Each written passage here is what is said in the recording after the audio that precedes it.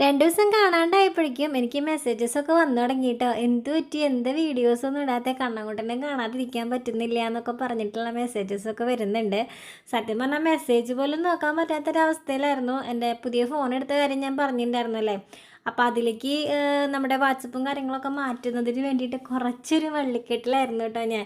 അപ്പോൾ അത് കാരണം എനിക്ക് ഫോണൊന്നും യൂസ് ചെയ്യാൻ പോലും പറ്റിയിരുന്നില്ല. റീസ്റ്റോർ ചെയ്യേണ്ടിയൊക്കെ വന്നു. പിന്നെ അതൊക്കെ ബാക്കപ്പൊക്കെ എടുത്ത് വരാനായിട്ട് 2 ദിവസം സമയം പിടിച്ചു. എനിക്ക് കണ്ടിന്യൂസ് ഈ ഫോണും പിടിച്ചിരിക്കാൻ പറ്റാത്തത് കൊണ്ട് തന്നെ നേരം കിട്ടുമ്പോഴാണ് ഞാൻ അത് നോക്കിക്കൊണ്ടിരുന്നിരുന്നത്. അപ്പോൾ അതുകൊണ്ട് തന്നെ എനിക്ക് വേറെ ഒന്നും ചെയ്യാനായിട്ട് പറ്റിയിരുന്നില്ല. പിന്നെ നമ്മളുടെ ബുക്കുകളൊക്കെ നമുക്കിങ്ങനെ അയക്കണം അല്ലേ. അപ്പോൾ ഇത്രയും ദിവസം നെറ്റിപ്പട്ടത്തിൻ്റെ പുറകിലായിരുന്നു. അപ്പോൾ അതൊക്കെ ഒരു വിധമൊക്കെ ഒതുങ്ങിയെന്ന് പറയാൻ പറ്റില്ല, എന്നാലും മെയിൻ പണികളൊക്കെ ഒതുക്കി വെച്ചിട്ടുണ്ട്.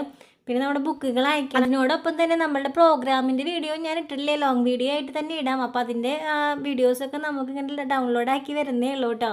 അപ്പോൾ ആ രംഗങ്ങളാണ് ഞാനിങ്ങനെ ലാപ്ടോപ്പിൽ കണ്ടുകൊണ്ടിരിക്കുന്നത്, ഡൗൺലോഡ് ആക്കുന്നേ ഉള്ളൂ.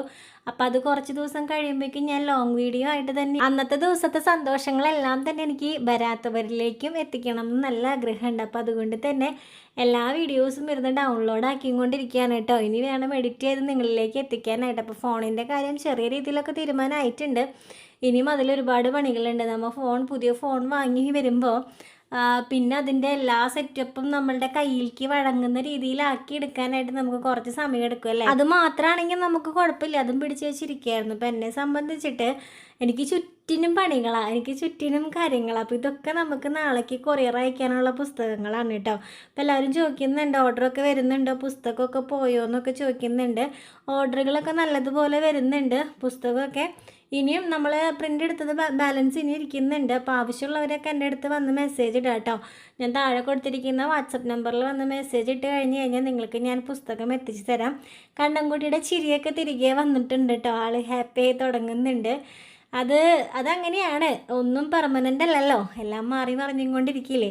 അപ്പോൾ അവൻ്റെ മൂഡ് ഓഫ് എന്നുള്ളൊരവസ്ഥയിൽ നിന്ന് അവനിപ്പോൾ ഹാപ്പി എന്നുള്ളൊരു മൂഡിലേക്ക് വന്നു തുടങ്ങുന്നുണ്ട്. അത് കാണുമ്പോൾ തന്നെ ഭയങ്കര സന്തോഷമാണ്. പിന്നെ ഞാൻ വീണ്ടും പറയുകയാണ്, ബുക്ക് ആവശ്യമുള്ളവർ എന്നെ കോൺടാക്റ്റ് ചെയ്യണം, വാട്സപ്പ് നമ്പറിൽ കോൺടാക്റ്റ് ചെയ്യണം. അപ്പോൾ എല്ലാവരും ബുക്ക് കഴിഞ്ഞോ പ്രകാശനത്തിൻ്റെ അന്ന് മാത്രമേ അത് കൊടുക്കുള്ളൂ എന്നൊക്കെയുള്ള തെറ്റായ ധാരണയൊക്കെ ഉണ്ട്. എല്ലാ പുസ്തകം നമ്മുടെ കയ്യിലുണ്ട് കേട്ടോ.